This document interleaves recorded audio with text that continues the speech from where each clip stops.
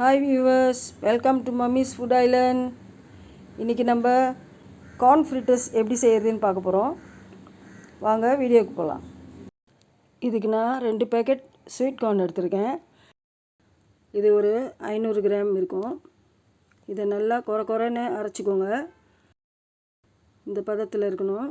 இது கூட 4 table spoon கடலை மாவு, 4 டேபிள் ஸ்பூன் சோள மாவு, 1 டேபிள் ஸ்பூன் மிளகாத்தூள், 1 டீஸ்பூன் சோம்புத்தூள், 1 டீஸ்பூன்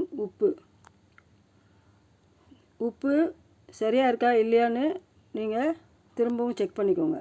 இது கூட ஒரு பெரிய வெங்காயம், 2 பச்சை மிளகா, ஒரு பிடி கொத்தமல்லி பொடியாக நறுக்கி வச்சுருக்கேன். இதை எல்லாத்தையும் ஒன்றா போட்டு பெசரி இது கூட இன்னும் 1 டீஸ்பூன் உப்பு நான் போட்டுக்கிறேன்.